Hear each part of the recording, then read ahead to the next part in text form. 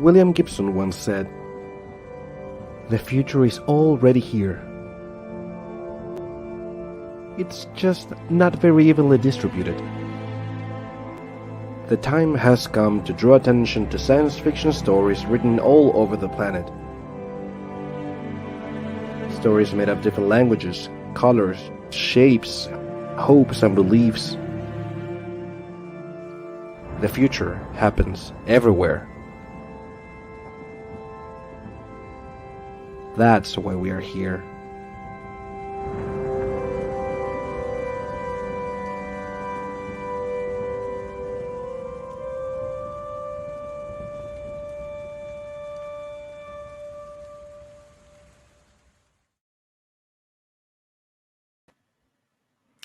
Hello, everyone. So, all the panelists will start to show up, and we are all of us. So, welcome, everyone. Welcome to the audience. Welcome to this second panel of the second day of FutureCon 2021. And thank you for being here. Gotta say thanks also to all the organization team, both of FutureCon and also to the Chilean Science Fiction Association that's been helping with all of the technical support and all the transmission and all of that. So thanks to the whole team. And right now, so we are gathered here with great writers, great people as well, to talk about this posthumous posthumanity. That's the name of our topic today. What's beyond the human species, augmentation, hybridization, and externalization, new identities arising in contemporary science fiction. So, big topic, I think. So the first thing I'm gonna do is to give you an introduction about all the people that with us right now, and I'm gonna start with Aliette. Hello. Hi. So Aliette de Bodard. You are, well, I'm going to read your bio. Aliette de Bodard writes speculative fiction. She has won 3 Nebula Awards, a Locus Award, a European Science Fiction Society Award, a British Fantasy Award, 4 BASFA Awards, and was a double Hugo finalist. And she lives in Paris, France. Welcome, Aliette. We're glad to have you here. All right, just if you want to say hi, man. Oh, yeah, thanks. Hi, everyone. Good. Okay, so Victor, I'm going with you right now. Victor Fernando R. Ocampo. Victor Ocampo is the author of the International Ribery Book Award shortlisted The Infinite Library and Other Stories, and Here Be Dragon, which won the Romeo Forbes Children's Story Award in 2012. His play-by-email interactive fiction piece, The Book of Red Shadows, debuted at the Singapore Writers' Festival in 2020. His writing has appeared in many publications, including Apex Magazine, Daily Science Fiction, Lican Journal, Strange Horizons, Philippines Graphic, Science Fiction World, and the Quarterly Literature Review of Singapore, as well as anthologies like The Best New Singapore Short Stories, Fish Eats Lion, New Singaporean Speculative Fiction, Lontar, the Journal of Southeast Asian Speculative Fiction, Maxim Volume, Best New Philippine Fiction, and the Philippine Speculative Fiction Series. He is a fellow at the Milford Science Fiction Writers Conference, UK, and the Cinemalaya Ricky Lee Film Script Writing Workshop, as well as a Jalan Besar Writer-in-Resident at Singling Station. Welcome, Victor, and please correct me if I pronounce anything of all those names wrong, but welcome. Hi, everyone. Mabuhay from Singapore. It's great to have you here. Now, Daniela L. Guzman. Born in Guadalajara, Mexico, Daniela L. Guzman is a writer, translator, and part-time elf at medieval festivals. She attended Clarion West in 2021 and is the author of the short story books Un Tlacuache salvó este libro del fuego, Odo Ediciones, and Noche de Pizza con mi villano. Welcome, Daniela. Great to have you here as well. Hi, everyone. Now, Qiufan, aka Stanley Chan, is a Chinese speculative fiction author, translator, and curator. His major works include Waste Tide, Locus Best New Novel finalist, as well as short story collections Future Diseases and Algorithms for Life, which have won him 3 Chinese Galaxy Awards and 15 Chinese Nebula Awards. Based in Shanghai, Qiufan is currently working on a new book entitled AI 2041 with Dr. Kai-Fu Lee, forthcoming in 2021 with Crown at Penguin Random House. Yes, exactly that one. Welcome. How are you doing, Sam? Hi, everyone. Thanks for having me here. It's great to have you here. And lastly, we have Renan Bernardo. Renan is a science fiction and fantasy writer from Rio de Janeiro, Brazil. He writes in Portuguese and English. He's published in English, Portuguese, Italian, and soon in Chinese. His fiction appeared or is forthcoming at Dark Matter magazine, Three Crows magazine, Simultaneous Times podcast, and Live Beyond as anthology. His short story, A Norma Aqui de Cima, was a finalist for 2020 Odisseia Award and 2020 Argos Award through Brazilian SFF Awards. In 2021, he published O Rio que Passou em Minha Vida, a climate fiction novelette set in Rio de Janeiro. He is also a computer engineer and works in a project that one day might cast Earth in a black hole. That's the introduction of Renan. Welcome, Renan. Hello. Hello, I do my everyone. best in Portuguese.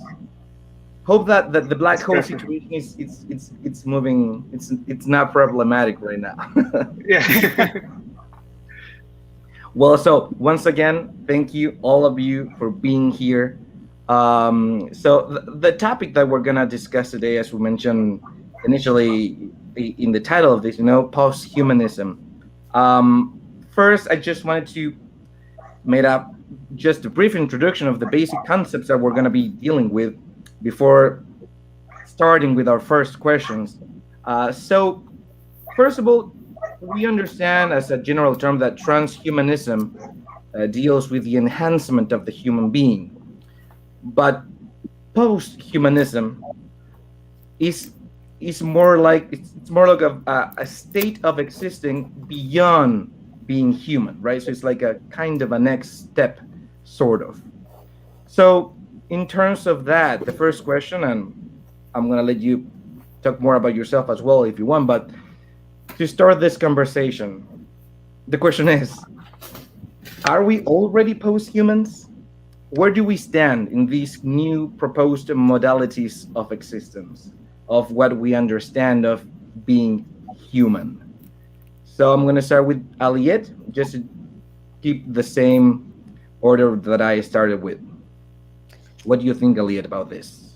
I think it really depends on, there's going to be a question of what you define to be human, right? And what Exactly. what you consider, like, at least to me, that would involve some sort of being post-human would involve some sort of technological upgrades to physical or mental, and we already have some of these with us, right? And we also, while we may not be, existing full time in virtual spaces, we actually occupy a lot of them. Prior to this call, I was chatting with 2 friends on WhatsApp. We're all, on social media and in several Slacks and several places like these, which are essentially virtual hangouts, right? So while this may not look like what, the mental image in the movie of like us leaving our human bodies and experiences behind, to some extent, we're no longer occupying the same spaces of existence that we were occupying, say, 300 or 400 years ago. And this is going to continue changing and evolving and shifting as time goes by, right? So I think, at least, if you ask me to put down a personal definition, I think we're already on our way to something different. We're on our way. Yeah, absolutely. Something at least it's happening. Victor, what do you think about it? I agree with Aliette. We are on our way somewhere, that's for sure. For me, the term posthumanism is actually a philosophical term. It is it comes from actually derived from the term for humanism, which is basically the main philosophical treatise for the Enlightenment. And it essentially, at its core, it's what does it mean to be human? And unfortunately for us, this is something that is ever changing. So what we define as human at one point may not be exactly how somebody else would define it, maybe 100 or 1,000 or 1,000,000 years from now. But one thing is for sure, as writers, it is part of our task to actually imagine what comes after what we have right now. And being all writers here, I suppose one of the more interesting aspects of posthumanism is literally that. How can we write something of which is outside our sphere of existence? Even right now, just having the internet, I mean, we all remember, at least most of us. I'm not sure about the younger ones in the audience if they remember actually not having the internet here. But does that make us? Yeah, does that make us post-human now that we have the world's information at our fingertips? It's for us. It's part of our being part of being human. But for our parents, it might be something else entirely different. So what is important here for us being writers is imagining the next step. What does this mean? Does it mean a technological leap? Does it mean that we cannot exist anymore without that? The only other thing I want to put here is that there is the nice thing about having a panel from every part of the world is we bring our own culture with us when we talk about this issue. Because if you look at what is in science fiction that is out there currently, the vast majority of what is defined as what comes after humanity comes from a very Western perspective. The fact that we mention technology at all right now is actually a very West-centric looking way of looking at things. It's just one of the possibilities of post-humanism that is there. Aliens could come and turn us into something else, for example. And that may or may not be technology related in that regard. But all I'm saying is it is a much broader category than what we have. And I guess part of our job as being writers outside of the centers of science fiction is that we need to bring what does being post-human mean for us to the table. That's it. Sorry if I had a meandering answer. No, that was a great kiss. You got me thinking about this concept of, like, in philosophy, as you mentioned, philosophy, like the Lacan concept of the object of desire as post-humanism, as something perhaps not. I mean, like, as we move forward, also the concept moves forward. No, something like that. Because I remember the times where we didn't have internet. So, are we always like moving the post-human concept further away? Yeah, could be. Daniela, what do you think?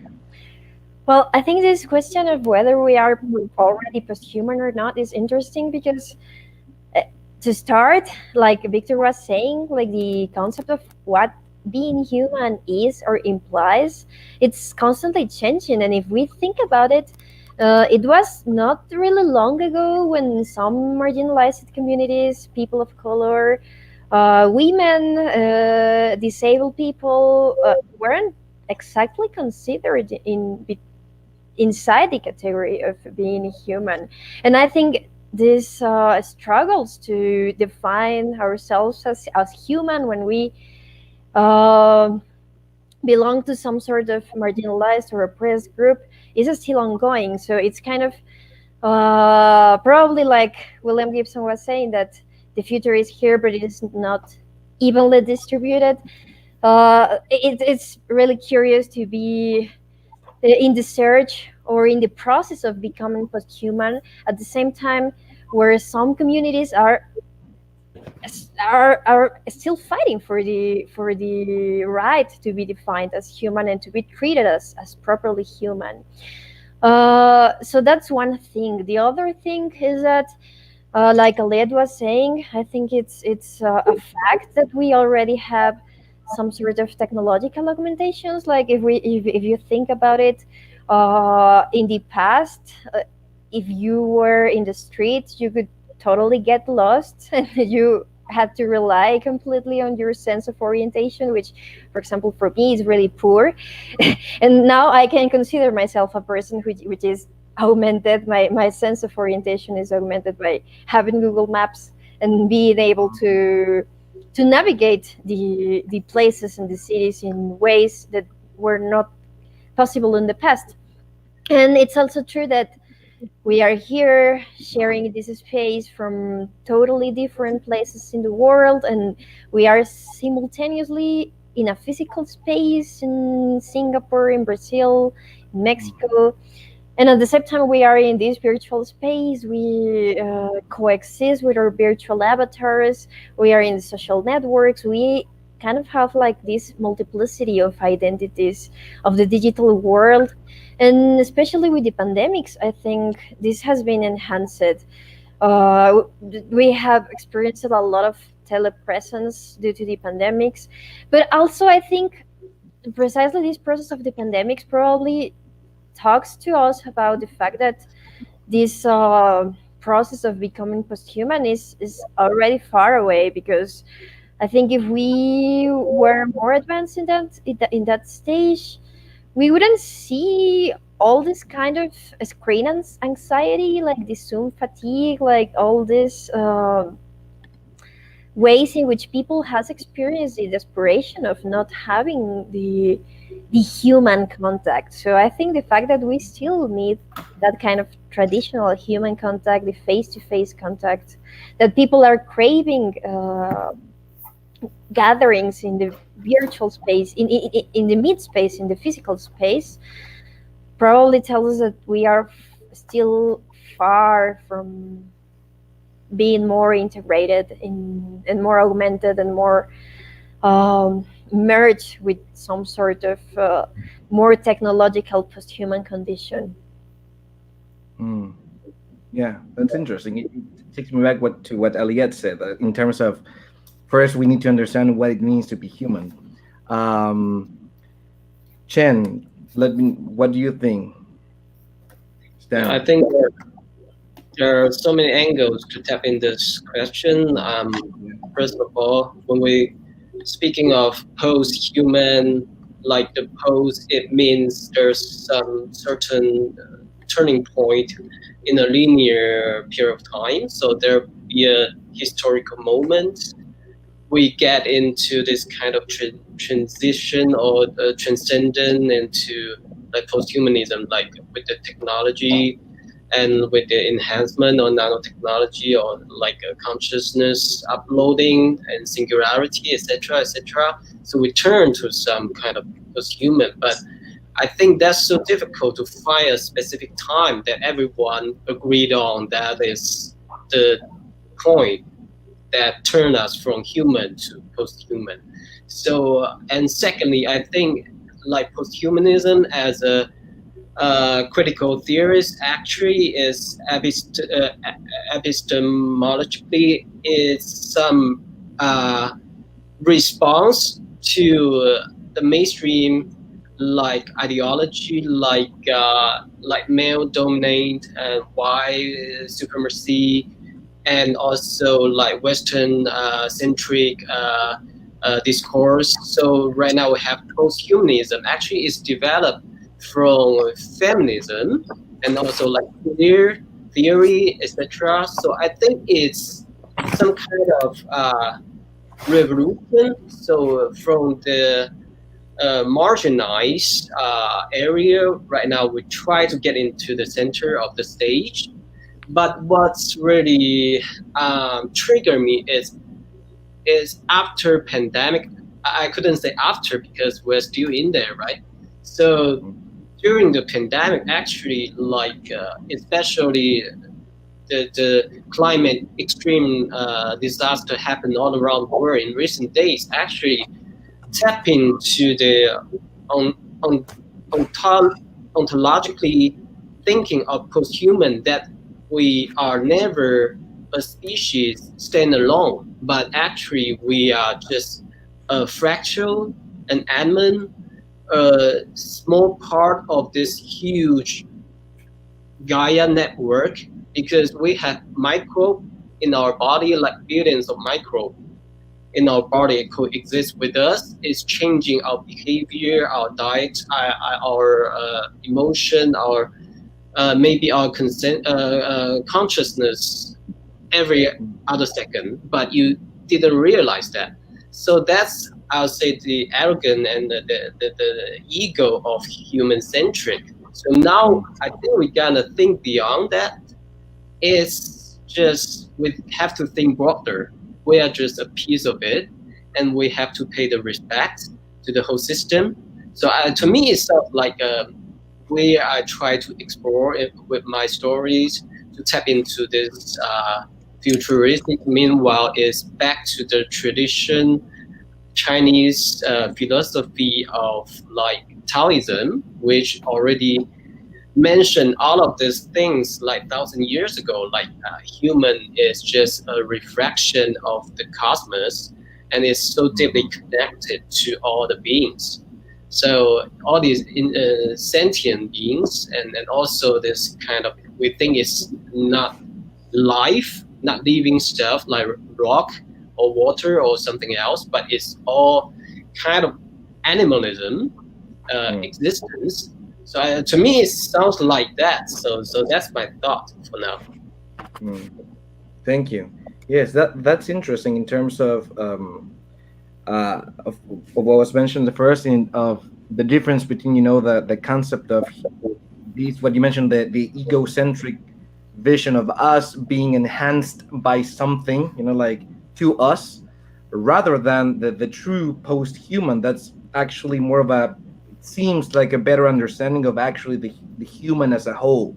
I think it's interesting that vision. Of course, it has to do in a way, I guess, with geopolitical societies, the cosmovisions.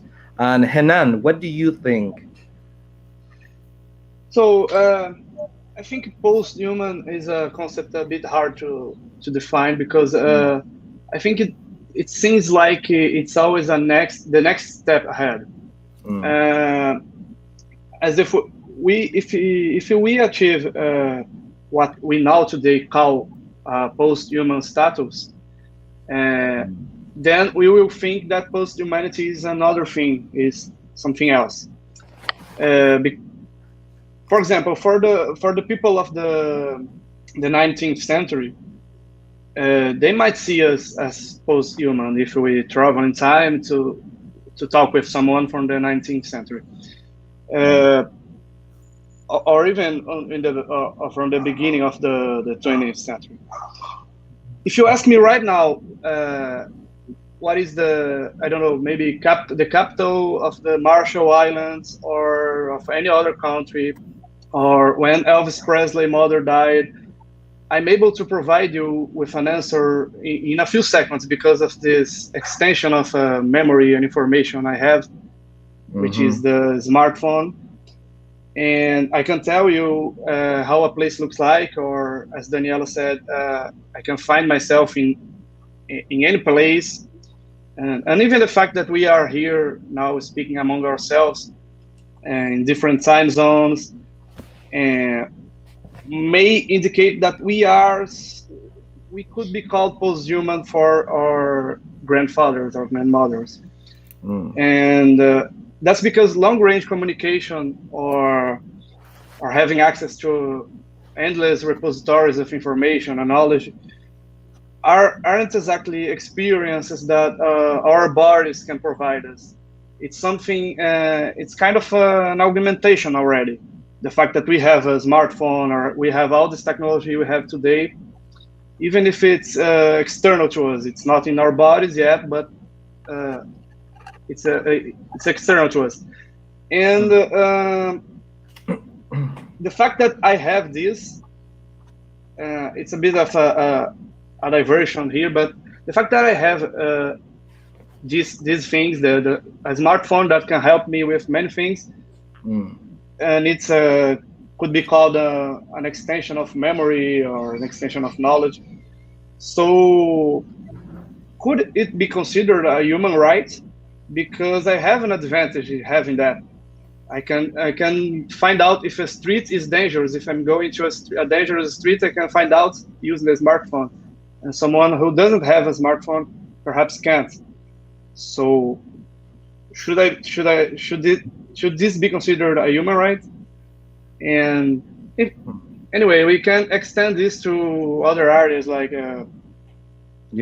like health and vaccines for the pandemic, for example, so transplants of many organs and limbs that is evolving. I think Leonardo can speak better about this because he's a doctor, and that's what I have to say about. Thank you, Renan. Yeah, I forgot actually to to introduce myself at first.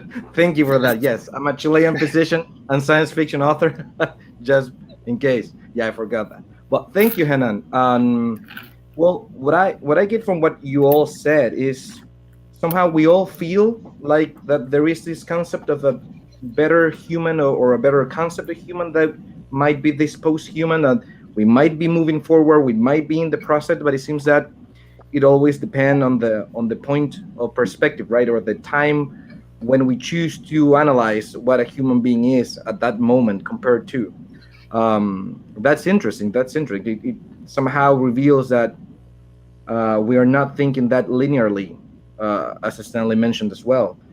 So the next question that is related to this, to get it in, let's come back to like more tangible scenarios. Do you think that as we are living right now, the current stage of the world, is this process of post-humanity, or this moving forward, will it be affected by the current inequalities, as Daniela mentioned in a moment, as Stanley mentioned of this Western concept, and all of you somehow mentioned it? Will inequality play a role? Will the concept of the famous billionaires, will they have it first? Will economy play a role in this, or humans will somehow made a way through this situation? Aliette, what do you think about this? So, well, there's a couple of things that are really interesting in what you ask. I think first off, the idea that there's some kind of like arc of progress, right, which is interesting because in and of itself, that's actually a fairly new thing. It's, I don't know, 18th, 19th century, right? And it's, we could also be going around in cycles. Yeah, it's like a circle. Yeah. So, but the second thing I actually wrote down before you asked the question was access, right? Who gets to enjoy the fruit of what advances and under what conditions?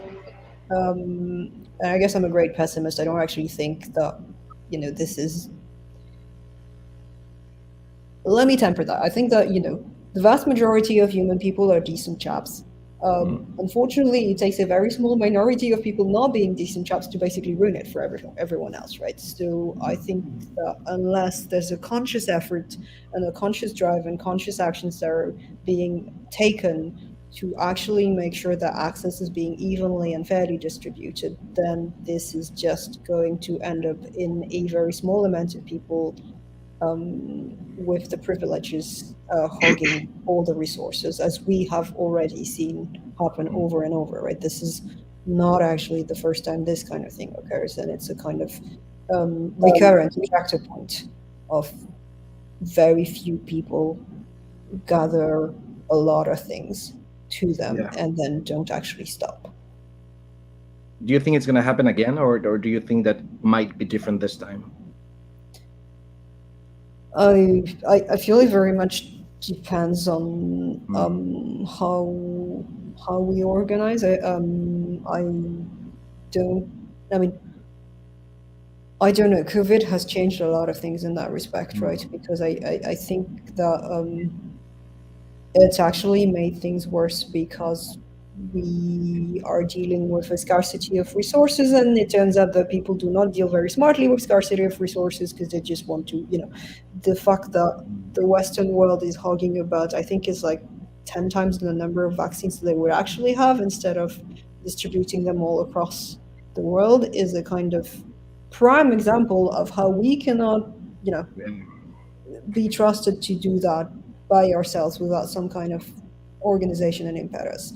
So I think we need to get, I don't know if past the pandemic is the right word, but need to find some kind of accommodation with the pandemic that enables us to actually not be in permanent crisis mode before we can try to come back to what we were doing before and try to make sure that everybody had access to as many things as possible. I certainly feel like there was some impetus to doing that which wasn't present before. But I think we've had a lot of setback because things got harder. Yeah, I agree. It's not going to be easy. Like, if we could fail again, perhaps that's the thing. If we don't do something. Victor, what do you think about the inequality in all of this? Actually, I have to take a step back right now. Much like evolution, the movement of societies, the progress of society is actually in fits and starts. It is not a straight line. And there will always be people with more resources and more power than others. But that does not necessarily mean, if you're talking about a big topic like post-humanity, or what does it mean to be human, does it necessarily your resources will make you better than somebody else? Because if you think about, say, one of the French kings, Louis XIV, he was richer and he led a more comfortable life than his poor subjects in France at that time. But when I was actually in Paris, one of the guides that was there was telling us that this man, who was the king of France, actually lived a standard of living that was lower than your average 21st century person, in terms of healthcare, in terms of food quality, in terms of access to information. He was the most powerful person in that country. And yet, compared to somebody who's just a regular person here, we are better off than he is. So it is actually a little difficult in the big picture to actually say that. Or if you put it in another way, if you look at, say, Avengers, Tony Stark had all the access to all of this. And of course, he built the Iron Man suit. But as Aliette said, not everybody is automatically bad once they have resources. And if you think about it, he's not the only one who had that suit. He actually gave the suit away.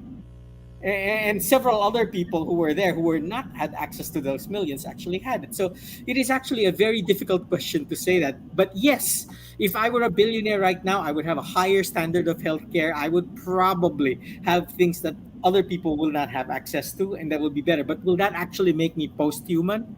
It's a very difficult question to say. If somebody had the power and the resources right now to make the singularity happen, would he do it to himself? No, he would probably get somebody else to do it first and see what will happen. So it is not necessarily true that if I have that power, if I have that resources, I will make myself post-human. I can make somebody else. But yes, they will have access, and yes, there will be inequality. But it does not necessarily mean that that person itself who has it will do it. It's a weird thing, but people are inherently selfish. Besides, in one of the stories I wrote, it was the other way around. He used his money to actually remain human. Everybody else was augmented and became something else, part of a communal society like drones. But he retained his humanity. He was the one who was not post-human. So it really depends.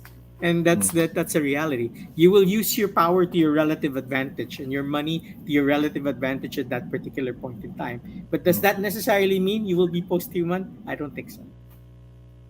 Thank you, Victor. I like how we're already seeing like different point of views about how this might develop. It's very interesting. Daniela, what do you think? Well, I think of course, there's this trope in the movies and in science fiction that there's this crazy billionaire who's going to try to be the first one to try the singularity. And if we're thinking about uploading minds or replicating minds inside the virtual space, of course, like the billionaire is the first one who's going to try to do that. And we have like examples in the real life, like Elon Musk is kind of like really trying hard to live to this standard of the billionaire of the fiction.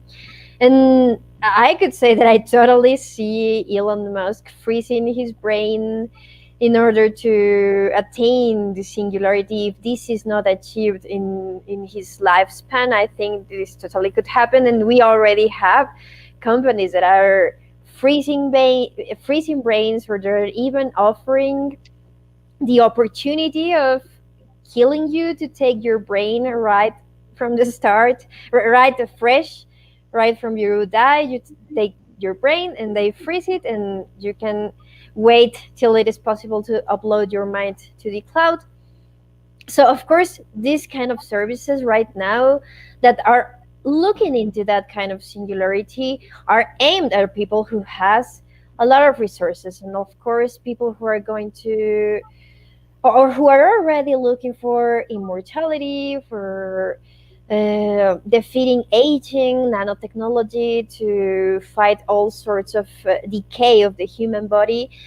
It's really likely that this is going to be first available only for people who has a lot of resources. But I think it is like Victor was saying, it's like really natural process in which the technology simply becomes cheaper. It's easier to democratize these things. So I think if we ever see the singularity, we're going to come to some point where you can get this service as a common person. But of course, this raises the topic if we are going to see other sorts of inequality. Because, for example, it's going to be different tiers of cost of uploading your brain. If you don't have a lot of money, will you only be able to afford some sort of low resolution uploading of your brain? Or we can also think on other angles that probably a post-human state would even change our definition of inequality or even abolish inequality. Because if we become a species that only lives on a technological level, on a virtual level, we will no longer be defined by the scarcity of the physical resources. The only resource that is going to be limiting ourselves is going to be like, well, the processing capacity of whatever is making possible the life inside the virtual space. But there are not going to be more inequality situations in terms of food, in terms of money, in terms of water, physical resources that right now define inequality to a really high level. But I do wonder, I mean, it's possible that probably we're not going to see that kind of inequality anymore, but what other kinds of inequality are we going to see? That kind of different levels of resolution, or probably if we get to see some sort of technology that extends life, but by making our thought process much faster in a way that we experience time like slower, and we feel like our lives are really, really, really more longer than they are. Will some people be able to pay for a faster speed of thought? Will some people won't be able to pay for that? Will some people have to go into debt to pay for uploading their minds into the cloud, and maybe they will have to work for a million years of extended time in the cloud to pay for the debt they left behind? I think there are all sorts of possibilities once we got this singularity into the equation. Well, yeah, the singularity is will it happen while we are alive? Yeah, that's a big thing. Well, thank you, Daniela. Now, before going to Qiufan, just want to add, before asking him about the inequalities, want to add something. Christina here is mentioning, should we only think about posthumanism as something related to technology? We already have mentioned spiritual things and more kind of connection, so I want to add that. And also, Francesco just sent us this, so it's perfect timing for Qiufan to tell us about his stories on augmentation. So what's your take on this inequalities, the Western situation, and everything that comes along? Yeah, I think we can leave Francesco's question later. So now I think there's a few works pop up in my mind. One is Beggars from Spain, from Nancy Kress. Actually, it's talking about genetic modify. People take over the society. So the key question is whether they have this kind of obligation, responsibility to take care of others, those who did not take it as granted to have this modification. to enhance their intelligence or like physical bodies. So I think that's the question. Like we all learn from history that the level of moral is not increased together with intelligence or with your physical ability, right? So even you enhance yourself, but you didn't become a more gentle, more like graceful people in general. But it also made me to think like Dr. Manhattan in Watchmen by Alan Moore. So that's another case. It's a very typical case that the guy, he was transhuman and he thinks he can see through the limit of time and space continuum, and he know how the world gonna end. So he decides to make the decision for the whole human being. So that's for the greater good of the whole civilization.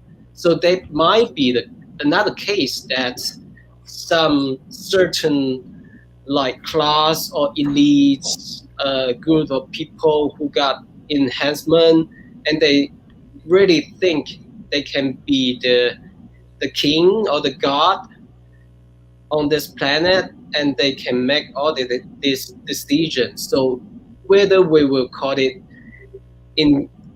inequality, so or is another way of better governance. So that's the question, because right now we are facing the same situation here, right? During the pandemic, right?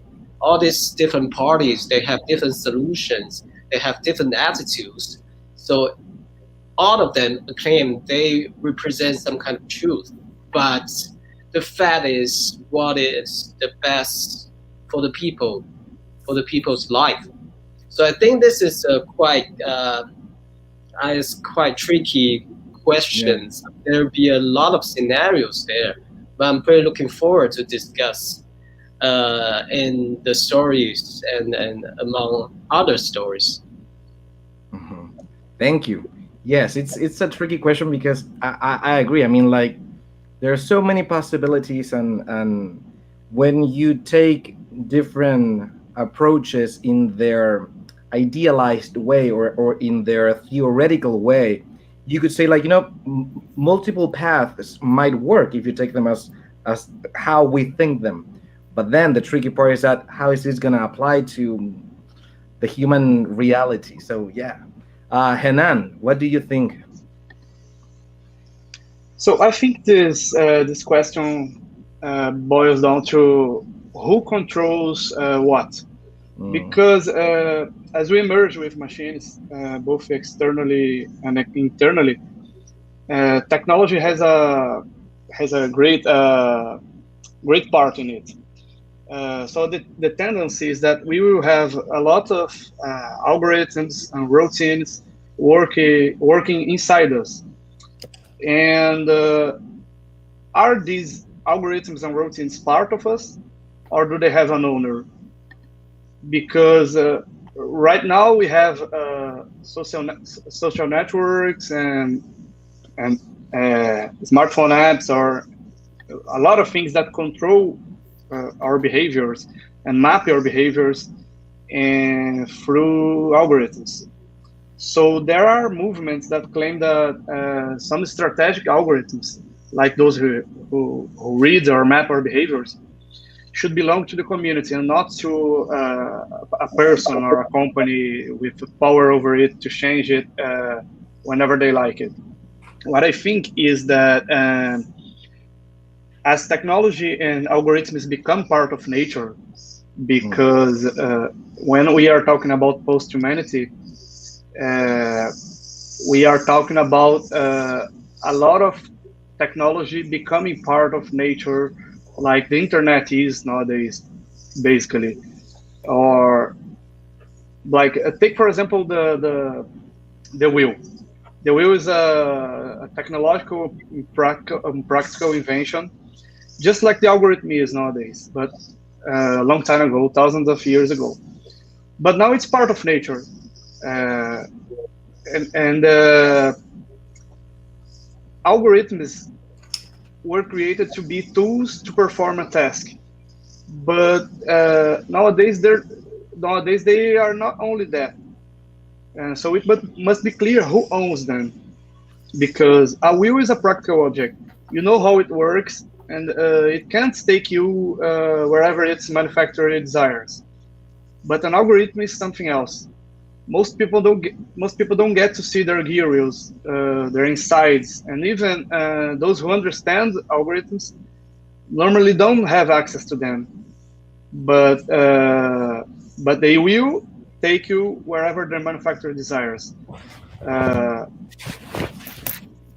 So if it's part of us, if it's part of our bodies, it must be clear who owns them. Because like the journalist John Markov, I think his name is John Markov, he said that the best way to answer the hard questions about control in a world full of smart machines is by understanding the values of those who are actually building these systems. So if these things are now part of us, it must be clear who controls them. Because I'm a bit skeptical that we are to be in control of it. Interesting. Well, Leonardo. Yes. If you permit me, I want to very quickly answer Christina's question. In short, no, technology is not the only way you can become post-human, and I have two examples that are very easy to understand. The first one, every single zombie movie or every single zombie book you have, the zombies are actually post-human. They are no longer human as we know it. So most zombie movies, the cause is not technology. It is some virus, or it could be mystical even, whatever it is. But that's one easy example. And the other one is scientists know that learning a new language causes extensive neuroplasticity in your brain. It changes you when your brain physically when you learn a new language. And if you remember in Ted Chiang's seminal work Arrival, that is exactly what happened to the protagonist. She changed. She no longer became human. She evolved beyond her humanity purely by learning the language of this alien species that's there. In both cases are not mediated by technology exactly. They basically happen through other mechanisms. So yes, to answer your question, it is possible to become post-human without talking about technology per se. The Sapir-Whorf theory, that's the name of the Sapir-Whorf hypothesis. That's a great one. What comes first, thinking or language. Well, interesting. I think, correct me if I'm wrong, I'm trying to analyze what we've all mentioned. I think what I feel is that it's clear that our views do have an influence from the places we stand from, like the Latin America perspective, European or Asian perspective, optimism, pessimism, or perhaps reshaping the question, like, is it a thing of an individual, or of the way we govern a collective? So it's a very interesting. I think that, and rounding it up into the thing of the language, I think this all comes to the essence of future con. Like, we need these dialogues. You need to see what the other is thinking. We need to get into the minds in a way to see where do we stand if we have a common ground. So it's very interesting. Now, let me add something different now as we come to this. The third question that I wanted to mention is something related to that I'm sure you know Donna Haraway's work, the Cyborg Manifesto. So the cyborg, it's some people think, or some you can find that some people say that the cyborg is like this first step of or this first notion of the post-human. But the interesting thing that she adds, I would say, and for to talk about now, is that she goes beyond the human, the machine, but also involves the animal, the other species, the non-human species. So the question now is, in all of this that we've been talking about, where do you see the non-human species in this equation, the animals, in terms of, could it be in terms of how are we going to live together, or even if we're going to fused into this cyborg concept. What do you think about that part, the animal part, Aliette? I mean, mostly that.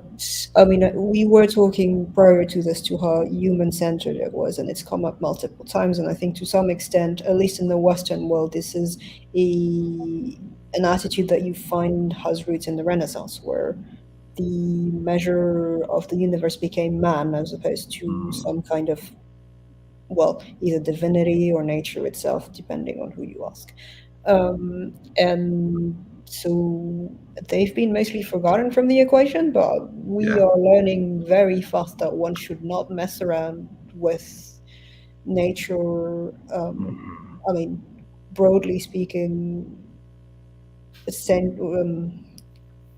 other forms of life, right? Whether they're animals or plants, and even the entire ecosystem and planetary system we are a part of. I think that we would need to think about them, but we often don't.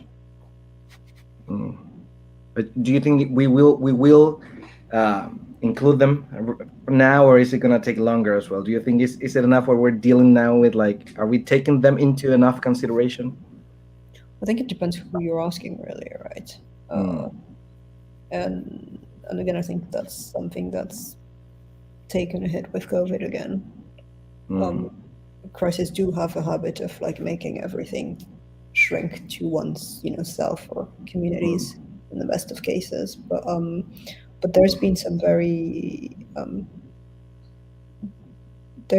hopeful developments, and I mean, quite frankly, it's climate change is going to happen to us, so we're not going to have a whole lot of choices, but we're all on this planet together, and nature's going to be fine. But if we don't learn to compose with it, we are not going to be. Yep, I agree. Victor, what do you think?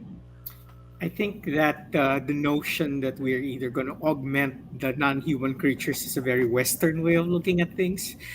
Stanley mentioned earlier that there is a lot of fiction about having Avatar, the movie is one, for example, that is there, where you have a holistic way of looking at things, where the world is actually part of the organism rather than the human itself. It's not human-centric that's there.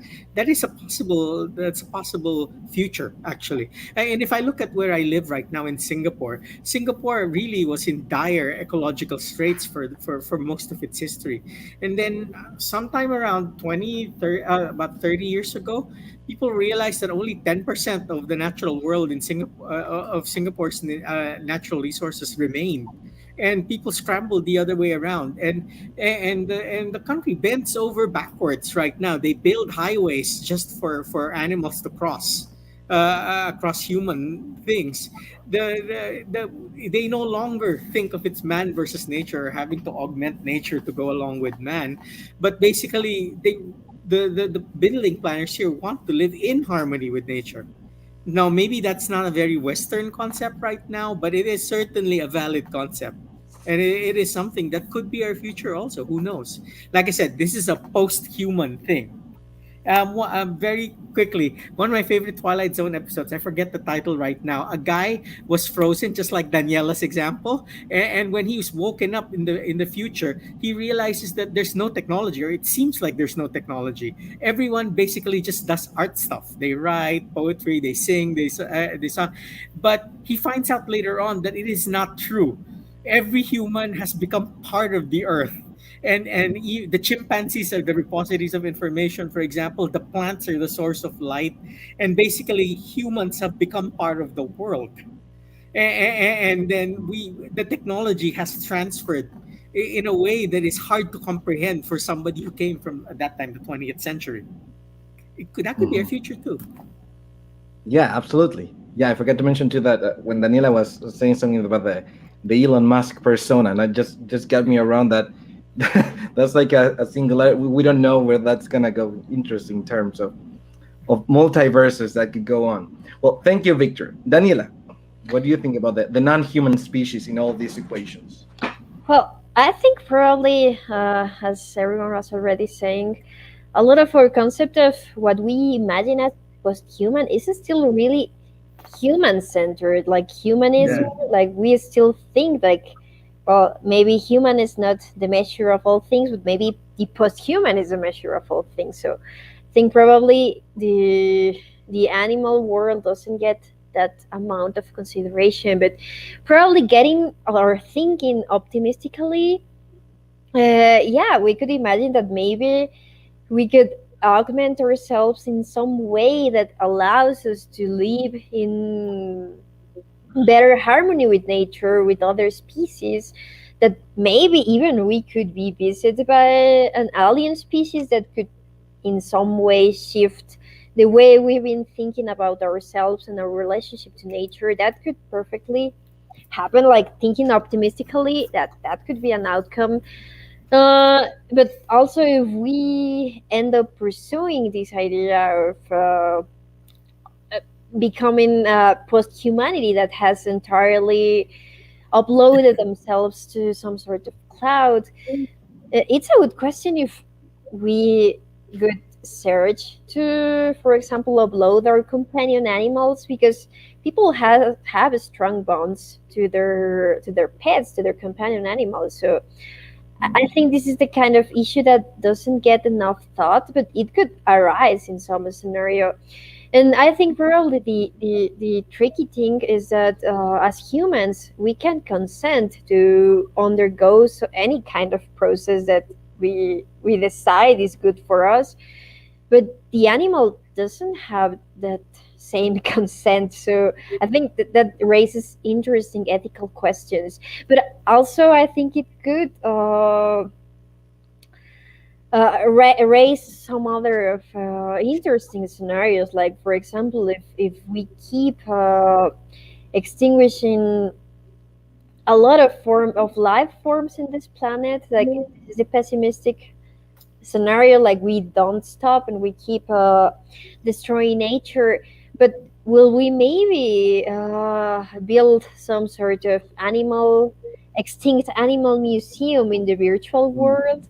Could that, I think that has some sort of there's a sad appeal to that. Or would we try to bring to life species that have gone extinct? Like, will we see some sort of Jurassic Park in the virtual world? I think all of those could be interesting scenarios. Mm-hmm. Thank you. Yeah, I personally think that the non-human species play a crucial role in terms of how are we gonna how are we gonna behave as a human species. What do you think, Qiufan? Yeah, I think recently, I think EU Council had discussed about the rise for robots, or am I wrong? So I think in the future, like AI, digital human, and machines might have their own rise as well. So I remember like Catherine Hales, who wrote How to Become Posthuman. He actually tapped into the field, like she mentioned that there's one type of intelligence might not necessary to have self-consciousness, which means your cell phone, your laptop, your Alexa, your Siri might be some certain level of intelligence agents and entity. So I think once the amount of this kind of entity reach certain number, like considering the neurons in your brain is like 100 billion, so it might be the case. So what could happen? So there might be some emergency from this huge network. And also I collaborate with the GPT-2, so which is algorithm which learn how I write, and we collaborate to write some stuff. And people will ask, who's the author? So how do you guarantee the authority of your work? Because you use a lot of data across internet, and you use some codes from engineers, and you use some algorithm, etc., etc. So how you make sure that this is original work. So I have to put the name of the algorithm together with me as the author. So we're co-authoring together. So I think that's kind of the right we, for now, to guarantee for the machines and algorithm. So that's one thought. And another thought is tap into the animal. I think in the future, maybe someday we will have this kind of technology. We can directly communicate with animals.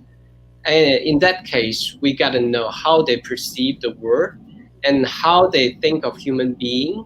So we might find a lot of interesting things, and we are not exactly the most intelligent species in this planet. So I have miscommunication. Kind of, fantasies. There's what would my cat speak to me like? What would he tell me? Right? Don't be stupid. I'm the master. You are the slave. Right? Just pet me and give me some food. That would be a big plot twist in human history if we get to talk with animals and they happen to be smarter. Right, yeah. It's true. Yeah, that's interesting. Renan, what do you think? Will we have the plot twist? When I thought about, sorry. No, I'm just saying you never know that may happen. I mean, okay. It's difficult to see communicating with non-humans. When I first thought about this question, I thought actually in a human point of view, then proceeding to a non-human point of view. I thought about climate change and how to deal with it from a post-human point of view, with the help of non-humans species. Because for example, we could genetically manipulate our bodies to endure more heat or to resist infections, for example. Of course, this would be, it has a bad side because it means we can just destroy the world, and no matter what, we can adapt to it. So it's a bad side of genetically manipulating ourselves to adapt to harsh environments. But in this way, we could increase our chance of survival in a degraded world by climate change or by some other catastrophe. That's interesting when we think about some animals that can cope well with extreme conditions. So in a post-human state, we could mimic their advantages and be some sort of hybrid, adjusting ourselves in very hot weather or freezing weather, and we could have other advantages too, and not necessarily related to survival, or maybe tangentially related to survival, but improving our senses like sight or hearing. And now going to the point of view of non-human species, this kind of evolution of the human, this hybridization, it could do two things to non-human species, in my opinion. It has a bad outcome and a good outcome. The bad would be that we evolved to render the non-human species completely unnecessary. We can adapt it, like I said before, to whatever happens, and then we don't need the ecology to be sustained, our biome to be sustained. That would be a very green outcome.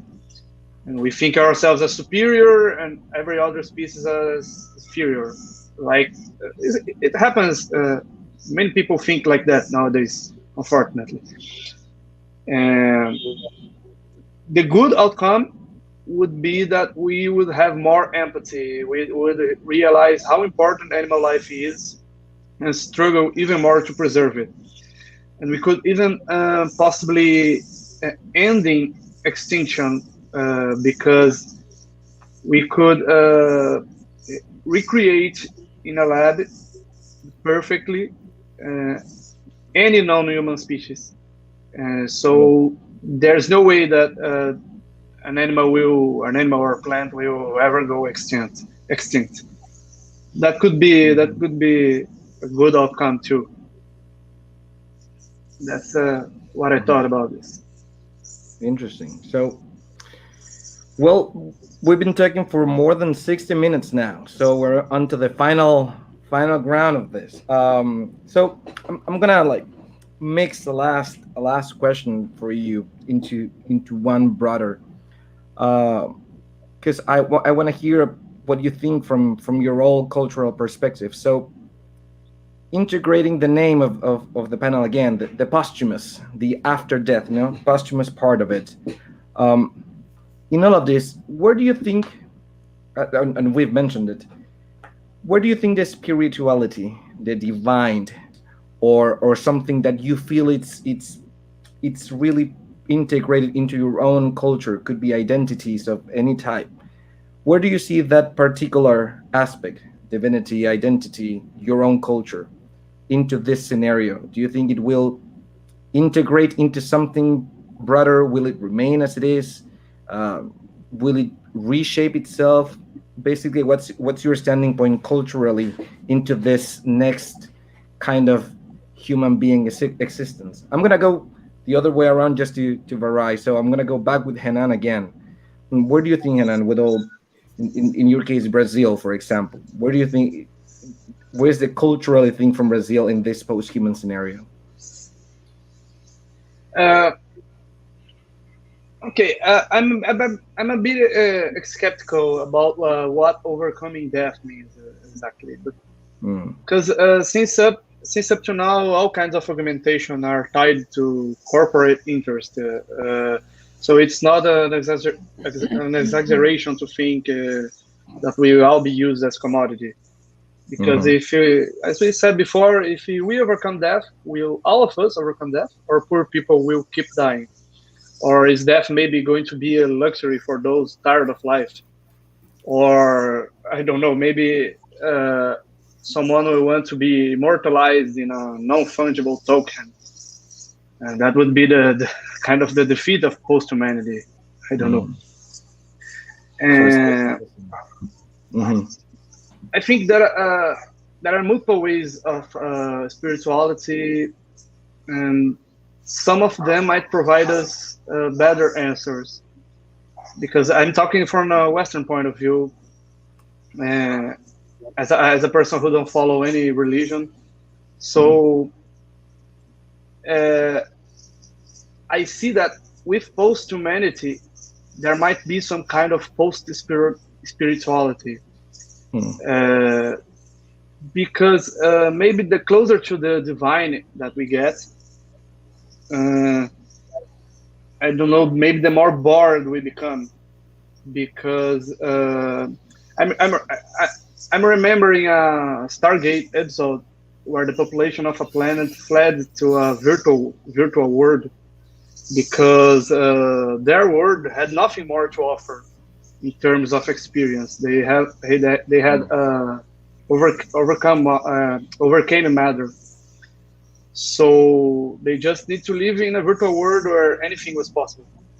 So I think if we as a species arrive to this moment one day, maybe our sense of religion and belief might evolve drastically. And maybe paradise will become just a place we could project, or maybe God is just a role we can achieve through advanced technology. That's a good quote. Maybe God's just a role we can achieve. Intense. Qiufan, where do you think in your case, China or the Chinese culture, the divine in all of this? I think in China we have very long history of spiritualism. Even now we are a touristic country, but back in the days, like 1,000 or 100 years ago, there's so many Taoism practitioner, so their whole life goal purpose is to get through this practice to become immortal divine in a way. So even some emperor back in the history, they are really trying so hard to get the longevity with taking so much drugs, which provide by some Taoist. Ironically, they end up died out of heavy metal intoxication mostly. So that's very ironic. And I think one book I highly recommend is Nova Scene. Nova Scene by James Lovelock, who is the scientist who invented the term Gaia. So this is the latest book published in 2019. So he wrote, as he wrote in the book, like Anthropocene is gonna end, and what's coming next actually is all dominant by silicon-based species. Not even he called it cyborg, but actually it's not the cyborg from Donna Haraway, but it's pure silicon machine form like life. So he thinks like we are just past buyers, and why we emerge, because the purpose of the cosmos is to generate consciousness on certain level. So that's why we exist, but we just a byproduct. So ultimately there will be some more intelligence and more capable to adapt to any environment, like the silicon cyborg will take over the planet. And he really think this is the future. And I think that's also tap into the spiritual thought, that's because if you consider all the existent beings, including the universe itself, is mathematical. So everything is from information, actually. So actually, it's just the way how, like Elon Musk claimed that the world is simulation and in the matrix as well. So I think definitely like the ultimate goal of posthuman is actually become some kind of normalization information stream, and you can directly emerge with the whole universe. You're part of it. So that's also very Taoism and also very Buddhism. So I think that's very connected to our culture and also to our traditions. I've been visiting a lot of minority shamans since last year. So I joined their rituals. I talk to them. I try to understand why they still keep practicing this ritual even in modern society. And now I understand, because this is the way how they maintain the balance between human being with the nature. So I think that's totally makes sense. Even now, I think it's more relevant for us to reach back in time. So we got to learn from them, from indigenous people, from shamans, from ancient wisdoms. So because there's something there beyond the dualism of Western philosophical thinking. Is like a framework right now, it's trapping everyone. So we can only see very limited choices ahead of us, but actually we have to thinking out of the box, even without the box.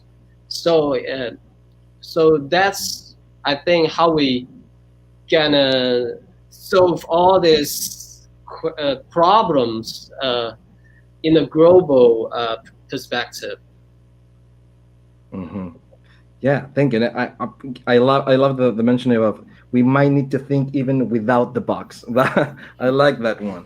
Here, Rodrigo Bastidas mentioned the cyber shamanism. Chilean science fiction does that too. He knows. Well, Daniela, what do you think about Mexican culture in this case, and the divinity and the posthuman? Well, the Mexican religion, the dominant religious tradition is in Mexico is, of course, the Catholicism, the Christianity. And I would say that a very death-centered Christianity, like Mexicans are really all about this suffering, this image of the suffering Christ in the churches. So, and I think that a lot of the core of the Catholicism is in death, suffering, and guilt. So I think it's really interesting to think about some version of posthumanity that could probably better our lives, that could probably enlarge our lives, that could probably reduce the amount of suffering in the human experience. And I can say that I could totally see like the Mexican Catholic Church opposing this kind of enhancements, saying that this goes against God, that this challenges the idea that you must suffer on earth and then find the redemption and the salvation in the afterlife. And of course, opposing any kind of immortality. So I think some sort of a spiritual conflict might arise in those terms. But also, of course, we are globally, not just in Mexico, but globally in Mexico too, advancing to a more rationalistic, more atheistic society that, of course, a lot of people could simply reject those views, like that doesn't align with me. I don't care. I'm going to either way pursue immortality because I couldn't care less for the Christian version of immortality. But also, there's another way of seeing that because you could say that posthumanism could uh, create the spiritual realities that the religion can only imagine, that they cannot be sure that they could grant you.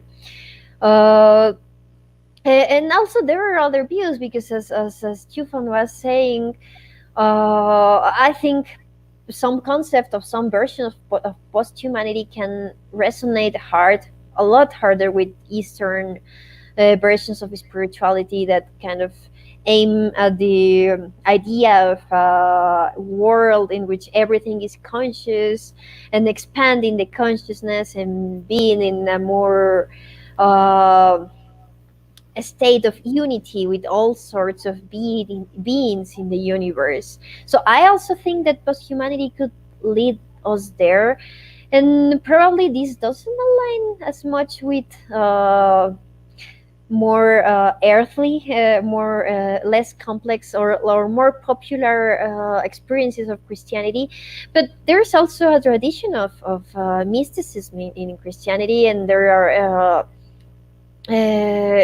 people such as Pierre Teilhard de Chardin, who was Christian and who actually had all these theories about turning more matter into mind, and that the purpose of every life form is to become more conscious and expand the amount of consciousness that we see in the universe. So I do think that posthumanism could also lead us there to reach those sort of more enlightened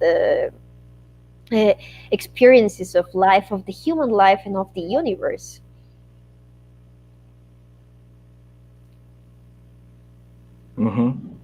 Yeah. Victor, what's your take on it? Before I answer that question, let me quickly just say a comment that I wanted over the previous topic. Oh, okay, If you look at Star Trek, dolphins, whales, and cetaceans are canonically members of the crew of Galaxy class starships. So that's one example where non-humans have been integrated. The other thing is, if you've ever read Douglas Adams' Hitchhiker's Guide to the Galaxy, then mice, dolphins, and whales are all smarter than humans. And they tried to help humans get out of the planet when it was bulldozed, but we didn't listen. So, oh well, too bad for us. It's a non-human species plot twist of human history. Yeah, that was the plot twist right there. Yes. Okay, not. I'm going to answer your question two ways. Firstly, I live in Singapore, but I am Filipino. So I'm always torn between two cultures that are here, and my two. I've written about the post-human condition from the perspective of two cultures that are here. Both stories are actually available in this. I don't know if you can see it. This is Lontar. This is a 10 volumes of the Journal of Southeast Asian Speculative Fiction. So Lontar includes stories by Aliette, by the way. Includes a story by Aliette, I believe. And essentially, this is a magazine that sadly has ended, but it contains stories from people who are all over Southeast Asia. And in the story that I have from Singapore, essentially a very high tech society, everyone has turned into a mathematical equation. They are living mathematical equations. So that is actually reflective of how Singapore likes to algorithmize everything that is over here. In my Filipino story here, when Facebook came to the Philippines, it very quickly went into the top 5 users that are here because Filipinos are very sociable and we like to talk. And in the post-human future that I can envision for the Philippines, everybody's just basically one unimind. Everybody's integrated. So yes, it is high tech, but actually the reason is because we are comfortable. We finish each other's sentences. We are a society that is very Asian in that way, but it's particularly Filipino in that we have no boundaries with each other. Mhm. And that has become part of the post-human experience that I wrote about in another story, again in Lontar. But to answer your particular question on spirituality, unfortunately, I am not very religious, but I do have a sense of spirituality. And I believe that there's one thing that is moot about our topic right now. For me personally, and this is just personal, it may not hold for everybody else in the panel. The very definition of humanity for me is death. We are defined by death. And even if somehow or the other we are able to upload our consciousness, we are able to defeat death as we know it right now, that is never going to happen because the universe itself is finite. Even if we somehow exist, we will never exist forever. It will end at Yeah. some point. And that to me is the reason why the goalposts of post-humanity will keep shifting, but I don't think we'll ever escape being human because our humanity is defined by the fact that we will die. And when we die, that actually creates our humanity, creates the essence of our being. But that's a personal view. That's not necessarily Well, yeah. it's interesting. It goes into the concept of what's eternal, right? Into the Yeah. eternity itself, like, instead of what's infinite. But yeah, it's interesting. Just wanted to say a little bit. I think Latin Americans share a lot with Filipino culture. Just to mention that, as you were mentioning the cultural background there. Aliette, what do you think for this last question?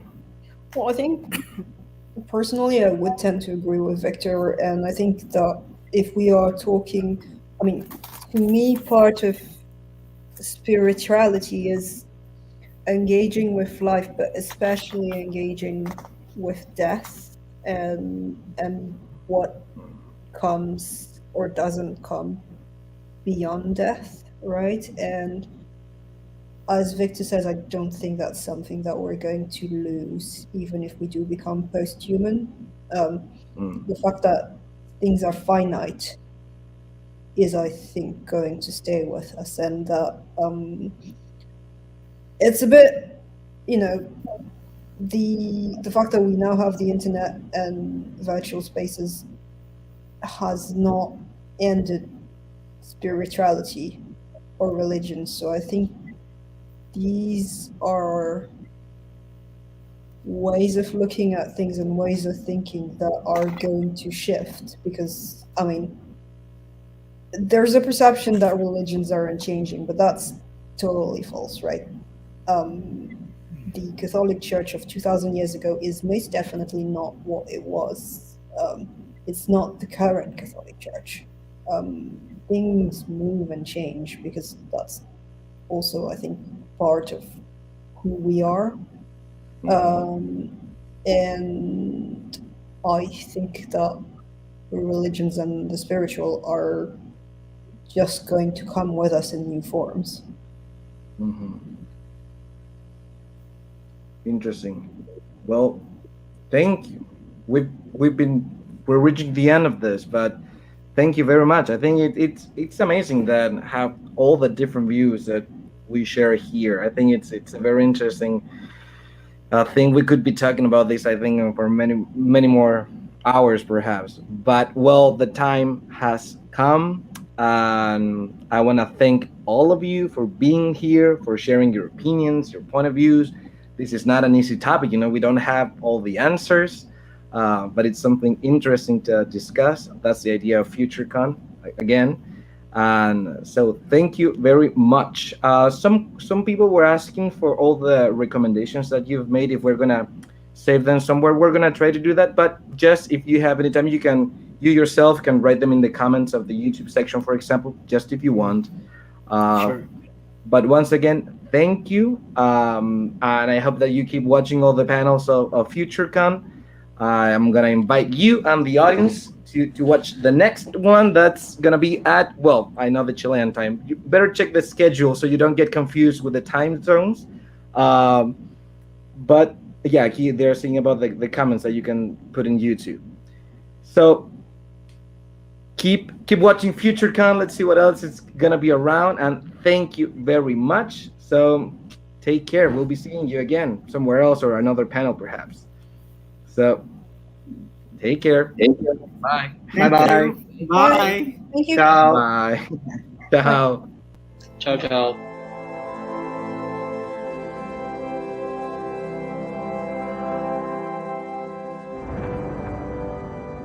William Gibson once said, "The future is already here. It's just not very evenly distributed." The time has come to draw attention to science fiction stories written all over the planet. Stories made of different languages, colors, shapes, hopes, and beliefs. The future happens everywhere. That's why we are here.